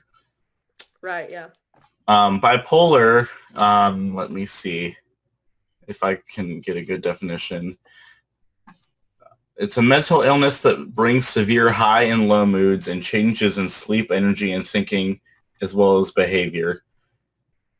So, like, for example, people who have bipolar can have periods in which they feel overly happy and energized, like, woohoo, at like 3 a.m. or something, if you're awake at that, I guess. Or at or other periods of feeling sad, hopeless, and sluggish. In between those periods, they usually feel normal, though. And you can think of those highs and lows as two poles of mood, and which is why it's called bipolar disorder, according to this website called WebMD. I'm not really sure, like, and I've never had it tested, and I don't want to go around claiming stuff, but I'm pretty sure I have OCD. Not like, I know a lot of people say they have OCD, but Yeah, OMG. it's like, it's just them being like, yes, it's like, I'm cleaning my house, I'm so OCD. Like, Yeah. not OCD, you're a human. But, like, there's definitely sometimes where I'll just have one interaction with somebody, and I'm not, like, antisocial. I'm right about in the middle. I wouldn't say I'm an introvert, and I wouldn't say I'm an extrovert, because I have, like, my moments. But I'm a human being, so I guess I have both. It's not like you can only be one or the other. But, definitely, like, I'll have some social interactions, and I'll just think about it, like for a really long time, like how I messed it up, and it's just like the tiniest crap, like asking somebody like if they want to go get dinner, right? It's like not like out on a date, just like asking somebody if they want to go get something to eat, and it's like I'll just think about that for forever. I'm like, oh man, what a dick was I? Yeah, And like I'm not, but I overthink it like forever, and sometimes I'll be thinking about something that happened like months ago or even years ago. And like I'll physically like clench up because I was thinking about it. That's literally what I do. I think about something that happens that I didn't like, and I'll like physically clench up like that. That literally happens. So I'll randomly just be walking around. I'll just do that. My shoulders will hunch up, and I'll just get all tense. Yeah. I mean, and I don't know. Like maybe that's not OCD, but I don't know. I mean, I was just like looking it up, and I always thought OCD was just like, oh, you wash your hands all the time. You're really like, you like doing things over and over again. And that's what I always thought it was. But I mean, I was doing more research into it, and it was more like there was two different types. You could be that hand washy all the time, you clean, or you could also have a more mental version. And I know OCD, even if you have the hand washy stuff, it's still very mental and in your brain. But I don't know. I don't want to go around claiming I have OCD or anything because I've never been to any doctor about it or asked anyone about it. Yeah, I'm no doctor. It's always a theory I've had.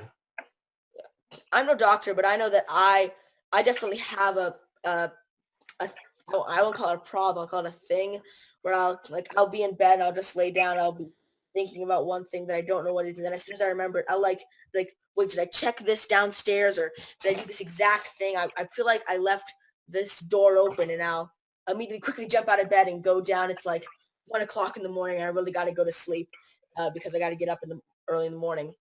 But so, and then I'll just, do that. And I know that definitely happens a lot. I don't know if it's anxiety or maybe, I don't know, maybe it's just me being weird or it actually is or it actually is, something else. But I know that definitely I'll have, that will happen where I'll be sitting in, okay, that time I caught it, where I'll be sitting in bed or something. And then I'll just be, especially at night, I don't know if it's something like, I just feel like it has to get done. Like something has to be done. I need to quickly go down and fix something. So yeah, and everything. So yeah, otherwise I cannot relax at night. Anyways, but yeah. And also I definitely have the exact same thing where even something that happened years ago and I think about it, I'll just physically clench up or do something. That definitely happens to me. Yeah, I mean, I don't think I have OCD, but I'm definitely like, I wouldn't say I'm a germaphobe either, but I'm like, I guess somewhere in between where I wash my hands a lot. Like it got to, sometimes it'll get to the point where I actually wash my hands so much that my wrists will get like almost like a rash looking thing because they get dry. And it's not like I spend all the time like washing my hands. I just feel like sometimes like I'll pick something up off the floor and I'll say like, ew, I touched the floor. And so I'll go wash my hands. But like every time that I think my hands are dirty, sometimes, I'm not always like this, but I'll go wash my hands. And so sometimes it gets worse, but It's kind of funny. My dad's kind of the opposite. He has this theory that if his hands are all dirty, he just rubs his hands in the grass.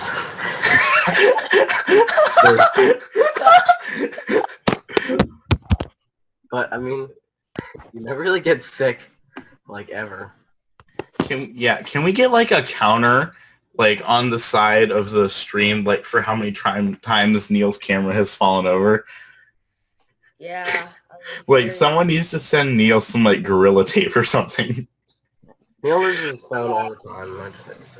That's really tough what he does. Yeah, I will just walk outside and I remember, and it'll be like, it won't be like, oh man, I'm dropping my phone. Oh man, oh crap. It'll be a blood curdling scream. I don't know if my dad was ever diagnosed. Blood curdling scream from Neil. I think he was diagnosed maybe a few times, like a long time ago, with PTSD. Not like he never fought in any war or anything close like that, but I think just growing up in his, like on my dad's side, their family's pretty dysfunctional. And, like, I mean, his older brother, he's the youngest of three, and his oldest brother is what, like 13 years older than him, and his second oldest brother is like 8 years older than him, so they're all substantially older than him. And my grandma is she's kind of crazy sometimes, but she has a lot of control issues. She's really controlling, but I mean, like, she's not that bad, but he was diagnosed with PTSD, and he definitely has some anxiety problems. Just like not in one area, but I know a lot of people have a fear of flying, but like he has a pretty large fear of flying, and I mean, he'll just go through some stages where he has some really bad anxiety, like a lot of anxiety attacks, and I mean, he has things that help him with like some support groups and stuff, but like it's not like that weird. It's not like crazy support groups, but he definitely has some anxiety and probably some type of mental illness. But I don't know what. It's not like it flares up all the time or even close to that. For the most part, he's normal and he doesn't take any medication for it. But like, there's definitely sometimes if he's in some really stressful situations, his anxiety will flare. But I think that's for everyone, especially for me. Yeah. I mean, I know I have quite a lot of anxiety. That's the only reason I left school is because of anxiety. And it's strange to think that people, like, there's people that don't have it, that have just never had any issues with it.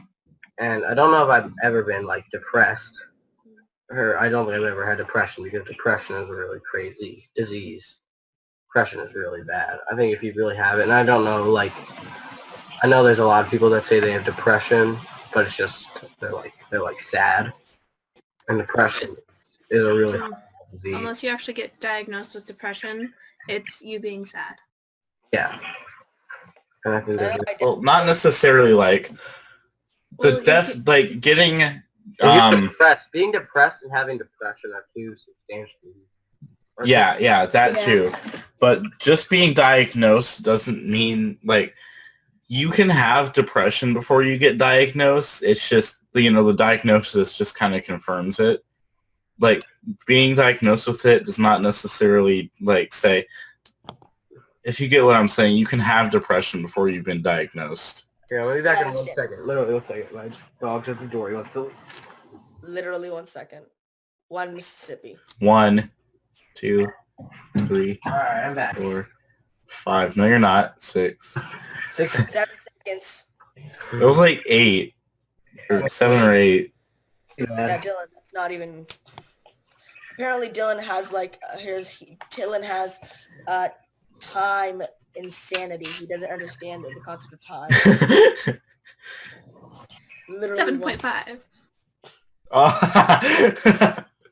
7.5. Oh my god.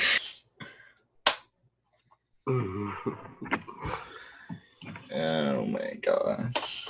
But I think that a lot of times people they think that, okay, well, I'm extremely, I get anxiety about this, and I get depressed about this, and I definitely overthink this and this and this, and I think that a lot of times people mistake being abnormal for being normal, not even just having mental diseases, but I think that people think that when like, oh, I have this weird thing that I cannot believe this, blah, blah, blah, blah. But I think when people actually talk about things that they experience, they find out they have more in common with other people than they realize. I think that there's a clear difference between that and mental diseases because of the fact that I think it's that defining one of the defining characteristics where it's a very noticeable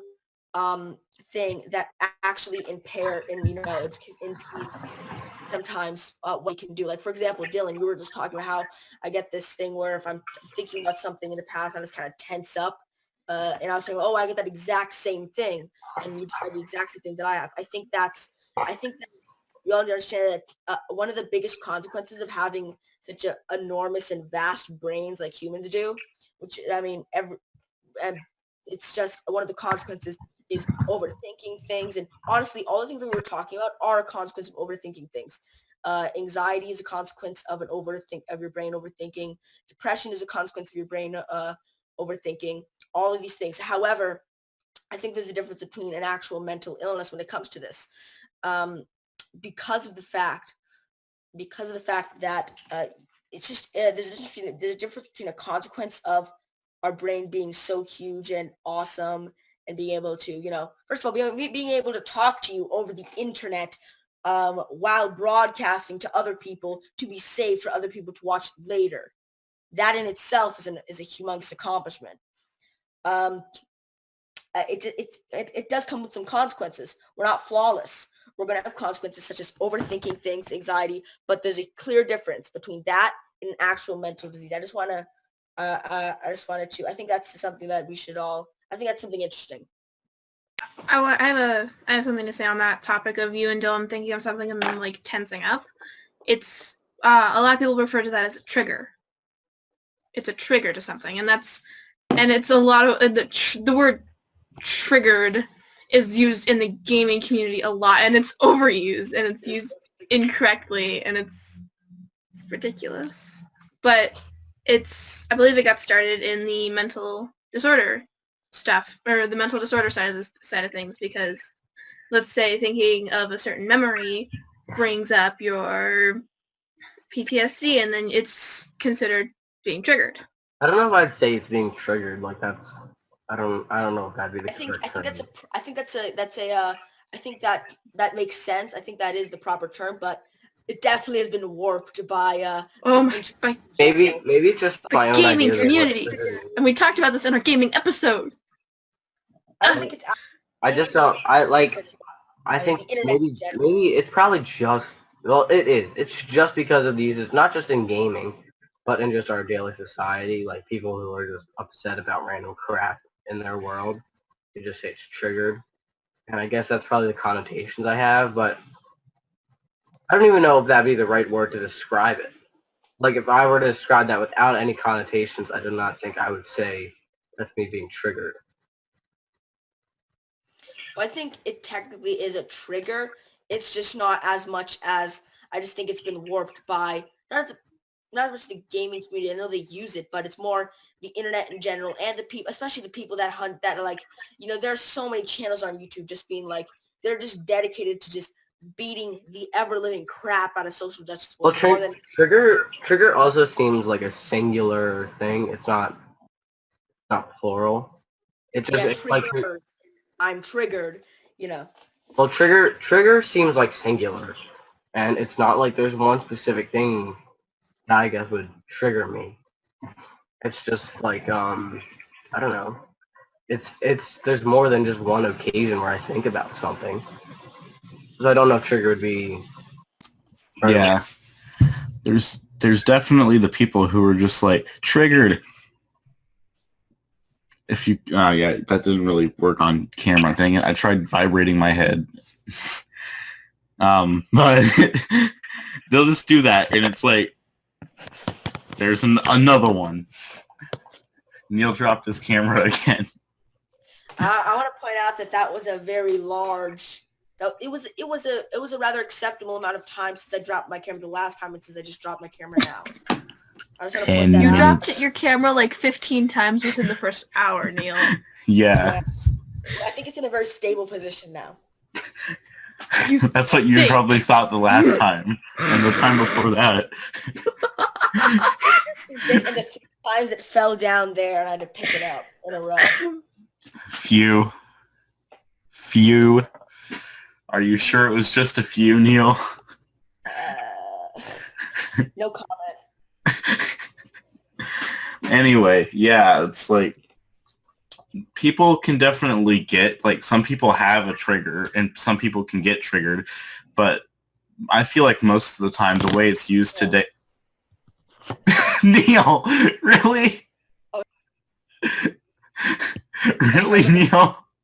That wasn't even like 3 minutes. I thought it was stable. Famous last words. That'll be Neil's last words. I thought it was stable. I'm not gonna touch it. Anyway, like, I feel like most of the time when people say triggered today, they mean like they'll be like, you don't like my favorite book? I'm triggered.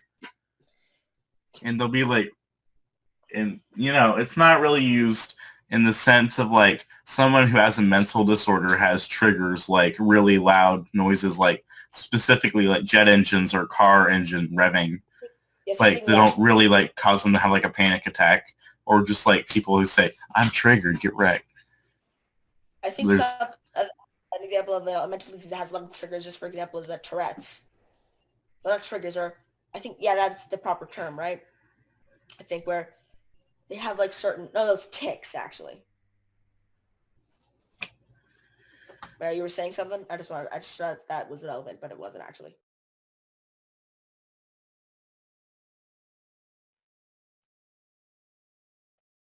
What are you saying? Your mic is muted, Jordan. Thank you. Thank you for the information, Neil. Oh my gosh. Yeah, I mean, I feel like, that's a good point. Yeah, I feel like there is almost a negative energy surrounding mental illness, at least in America. Excuse me. Oh my gosh. Like, it's not, and I'm not saying that not mental illness should be looked at as a good thing, but it almost feels like, at least to me, there's a whole negative energy surrounding it, and that we should try to look at it or like have a little bit more of a positive attitude towards it. Well, or people who have it. I think it's some people who don't understand what mental illness is and have not had personal experiences with it. They don't understand that it's the same as having any physical like disorder. Even though it's just as out of control of your hand, it's just as much out of your hands as like cancer would be or a cold would be. It's not your choice to have a cold. It's not your choice to have a mental illness. And like, I think people just somehow think it wasn't given to you, so you obviously chose to have it, which is it's insane that you would think something like that. But I can almost understand why somebody would think of it like that, even though, I mean, it's not. But it's not a physical disorder. It's not a physical disease. So people just assume that you can just somehow make it go away. Just like, oh yeah, just disregard it for right now. Just like get it out of your head. Think about something else. It's not how that works. You can't just get cancer out of your body just because you want to. And it's just, I think it's harder for people to understand that it's not like that. I don't know what you have to think about that. Just like mental illness, people don't see it as anything close to what like physical diseases.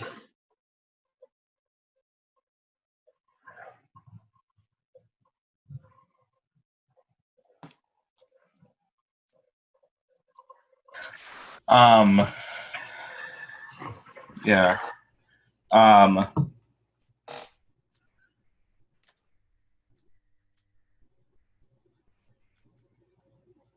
Hi.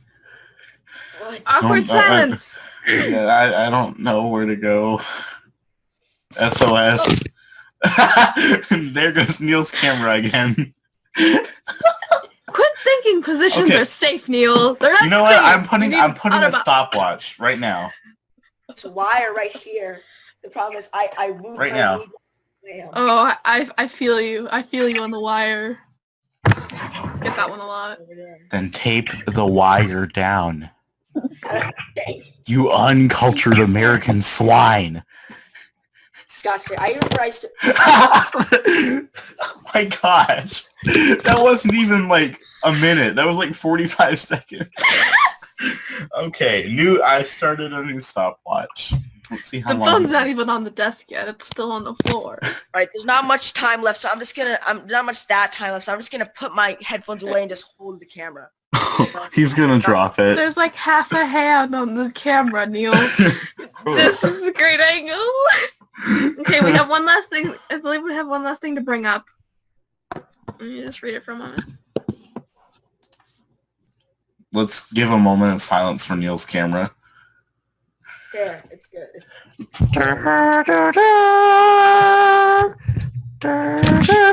Oh my gosh, Neil, that was 41 seconds. 41 freaking seconds. Quit scrapping it, Neil.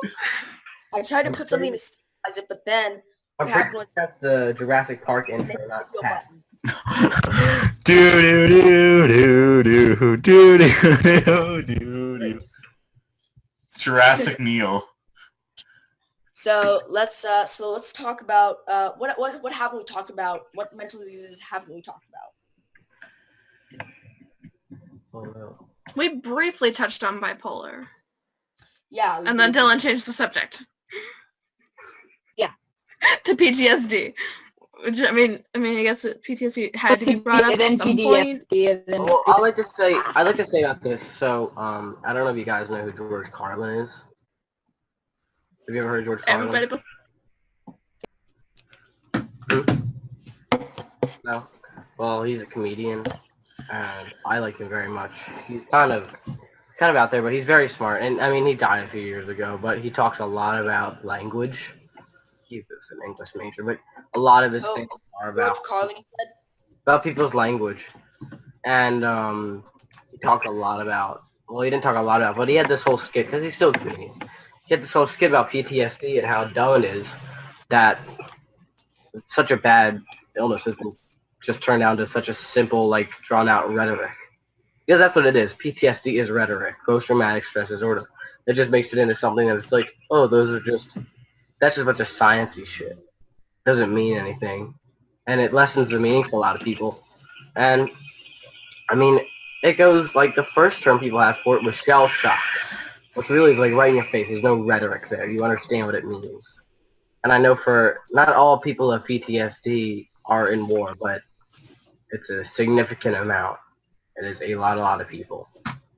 Like, I don't know this for a fact, but I would say much more than 50%. And, so, I think, I like George Carlin's kid. He was talking about just the progressively more, names for PTSD that just became more and more rhetoric and had almost no meaning, like PTSD to a lot of people. It's just like a word. It doesn't, I mean, I know everything is a word, but it doesn't have much of a meaning. It's not right in your face. It feels just like science. And it's like, oh, that's sad, you have PTSD. But it doesn't tell anyone. The word doesn't have much meaning. It doesn't have any actual meaning. I think it's somewhere. Doesn't at least. And just it's better used in society. Is this everything the comedian said, or is this some of what the comedian said and some of your point of view on it?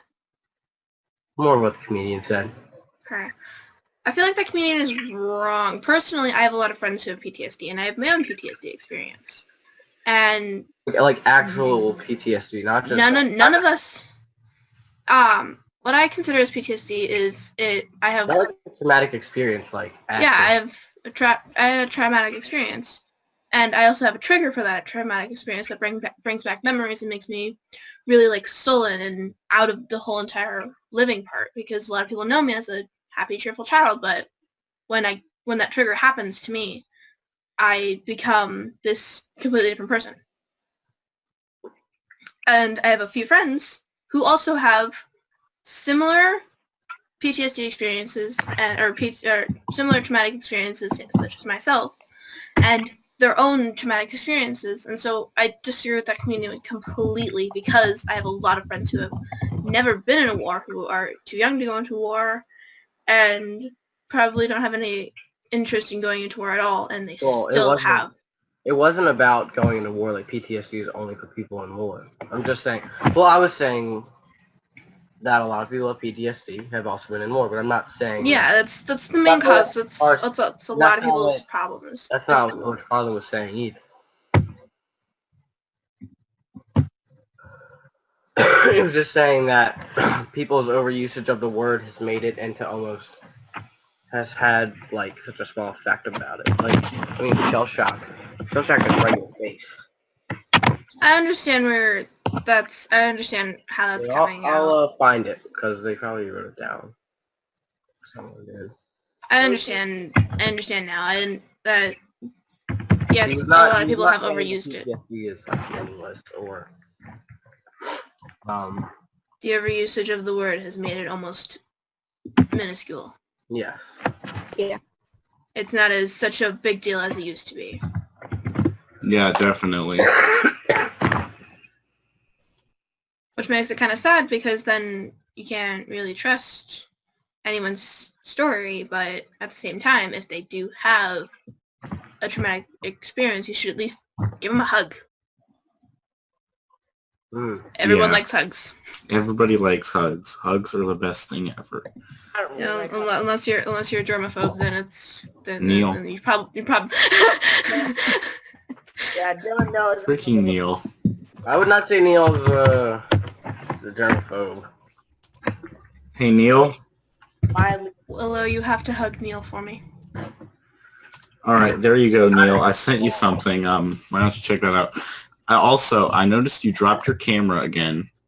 And why were you trying to write on your arm with your sonic screwdriver while we were talking about PTSD?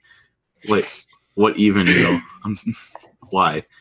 I was just thinking about this one thing about, I was thinking about... Why did you turn off? I was about to ask why you turned off your camera, Jordan. I hit a button. Sorry, wrong button. Don't hit buttons! I guess he was talking more towards... He wasn't saying that that PTSD is only for people who have been in war, but he was talking about it more directed toward people who were in war. Okay. That makes more sense. Yeah.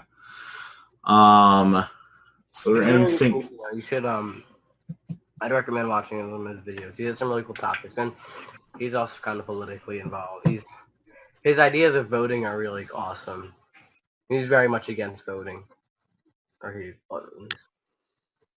Voting is kind of a ridiculous system. I feel like in terms of voting, we should have our government decide who's best for our government, who's gonna further our world and not turn it to shit. Wait, but who would vote those people into power? Because that's what the system is right now. Exactly what you said it is. Yes. Well, no, it's what the voting system seems like to me, at least, because I haven't really done my research on it. It seems like a giant thing. Like, it seems like a thing where the public gets to decide, not like the government who's actually hand in hand with. Do you know what the electoral college is? Bullshit is what it is. Do you know the electoral college is? Mm-hmm. Well, that's what the electoral college. You vote for the people who go to the electoral college of your county or whatever, your state, and they go and they vote for you, and they don't have to vote for who you tell them to vote for. Some states do, some states don't. Yeah, well, they can basically go. They can go vote for whoever candidate they want. So you're not directly voting if you were to vote. Yeah, I think I have to go use the bathroom. I think we might go off soon now. Bye. Good luck. Have fun. Good luck on that. What? Good luck on your quest. Why don't we talk about how many of the mental disorders are genetic before we go off? Yeah, because that's a good thing to bring up. Quit stroking your phone. Checking the time. That's how you check the time. You're stroking your phone. It is 5:48 p.m. Eastern Standard Time, October 2nd, 2017. 3:48 Mountain Time. Mountain Time. 5:49 right now. 5:49 in Florida. It's good old sunny Florida until 12 minutes later when it starts pouring. All right, so how off the top of your guys' head, how many do you know that are genetic? Well, I have a bit of input on that. How to do more mental. Oh my God, it's gonna do that. You're also cutting out a lot. You're cutting out a lot. I can't understand what you're saying at all. Yeah. That sucks. I've got one confirmed that's genetic because I got it from my dad, which is dyslexia. Yeah, that's definitely a thing. Like, it sucks. It's like, it's definitely not the parents' fault. No. But like, it sucks because you know, if I found out, I have like dyslexia or something, it kind of sucks that my kid might have it because I have it, and that sucks. And especially for how extreme it is. Like, if let's say my dad's is full extreme, which it is, I got half. I cut it in half and passed it on to me. Jordan.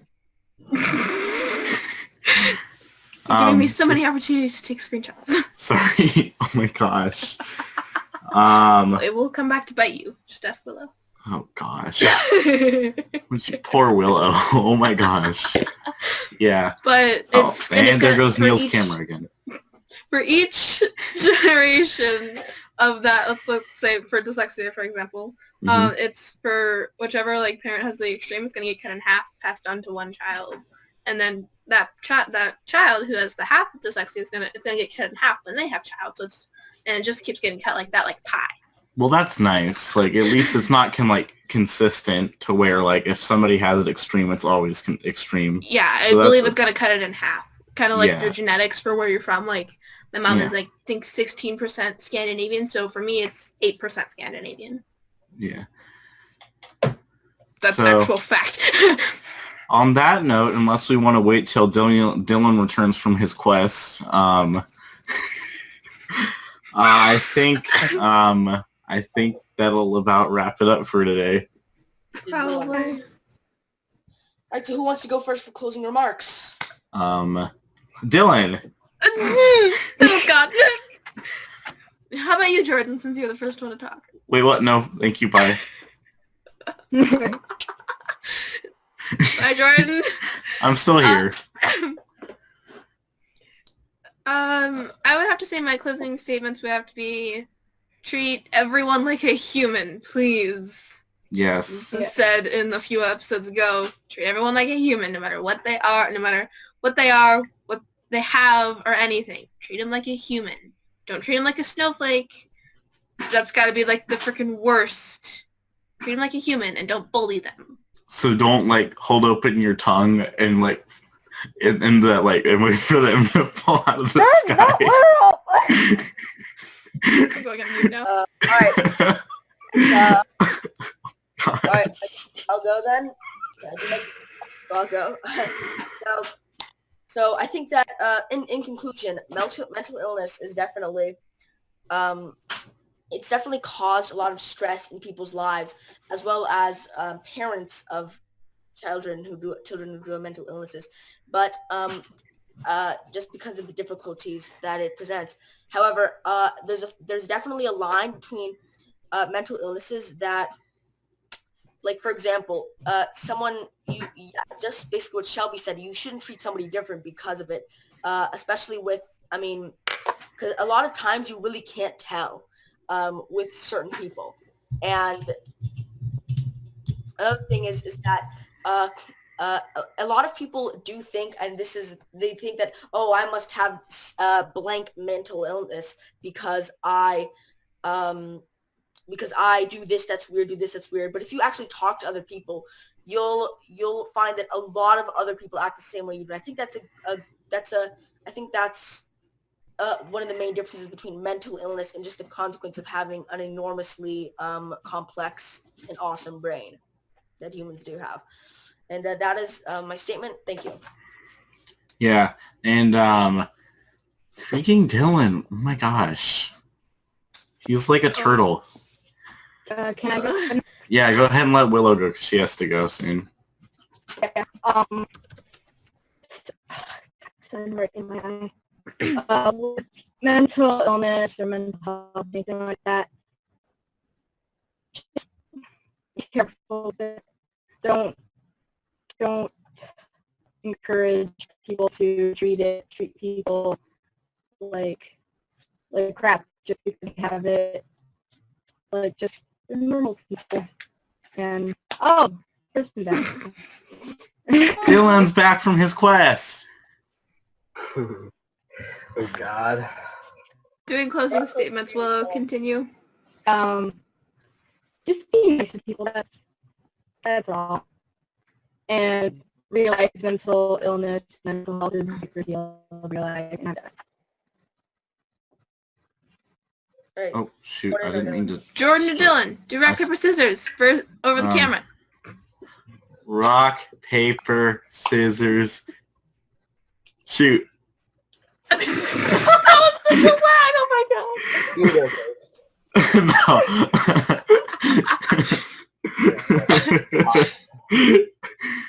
Yeah, my Wi-Fi messed up for a second.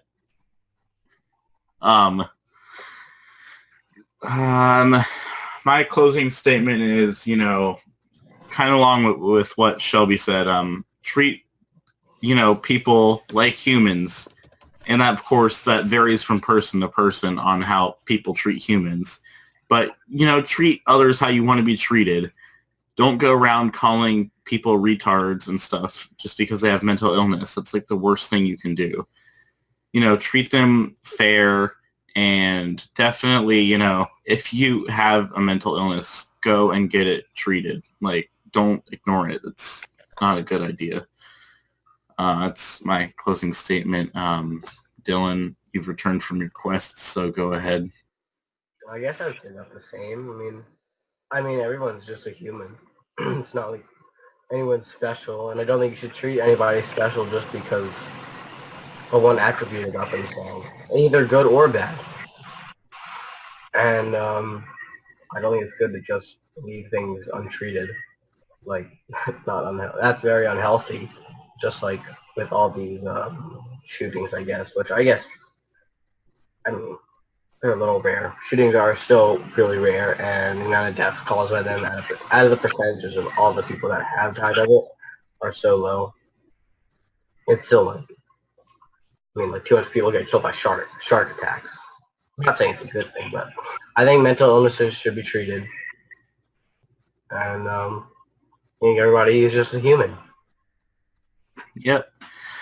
And on that note, unless any other people have anything to say or Neil's camera falls over again, I think that'll conclude today's episode of Youth on Subjects of the World. So make sure to tune in next time and take care, brush your hair, stay cool. Treat people like people. Eat your vegetables, wear your seatbelt, and stay in school. Unless you're homeschooled, just do your work then. I mean, we can't all really speak here because we're all homeschooled / unschooled or sub schools. It's like, well, we're not technically in school, guys. I mean, you really have to listen to us. Oh, and don't smoke Capri Sun. Have a great day, guys, or a great night. Bye.